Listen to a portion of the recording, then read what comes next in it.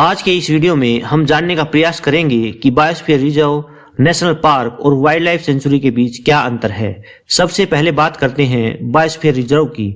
Biosphere reserve का अर्थ है ऐसा बड़ा क्षेत्र जहां प्रकृति का संरक्षण और मानव जीवन दोनों को संतुलित रूप से साथ साथ चलाया जाता है। यह केवल वन्यजीव संरक्षण नहीं बल्कि कंजर्वेशन, सस्टेनेबल डेवलपमेंट और रिसर्च का मॉडल है। सबसे महत्वपूर्ण बात है कि बायोस्फीयर रिजर्व में 3 क्षेत्र होते हैं। पहला है कोर जोन, जहां पूर्ण संरक्षण होता है और किसी भी प्रकार की मानव गतिविधि की अनुमति नहीं होती। दूसरा है बफर जोन, जहां सीमित गतिविधियां जैसे रिसर्च और इको टूरिज्म की ही अनुमति होती है। तीसरा है ट्रांजिशन जोन, जहां स्थानीय लोग रहते हैं और कृषि करते हैं। ध्यान रखें, बायोस्फीयर रिजर्व किसी भी भारतीय कानून के अंतर्गत नहीं आता, बल्कि यह यूनेस्को के man and the biosphere programme से जुड़ा होता है।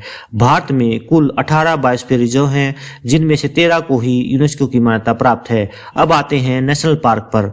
नेशनल पार्क का उद्देश्य है वन्यजीव और उनके प्राकृतिक आवास का सख्त संरक्षण। इसे वाइल्ड लाइफ प्रोटेक्शन एक्ट 1972 के अंतर्गत घोषित किया जाता है। यहाँ की किसी भी प्रकार की गतिविधि पूर्ण रूप से प्रतिबंधित होती है, चाहे वह खेती हो, चराई हो या निजी स्वामित्व।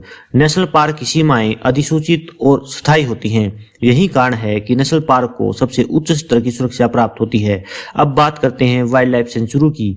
वाइल्ड लाइफ सेंचुरी भी वाइल्ड लाइफ प्रोटेक्शन एक्ट 1972 के अंतर्गत ही आता है, लेकिन यहाँ सुरक्षा का स्तर नेशनल पार्क से थोड़ा कम होता है। यहाँ कुछ सीमित मानव गतिविधियां जैसे चराई या स्थानीय अधिकार विशेष अनुमति के साथ ही संभव हो पाते हैं।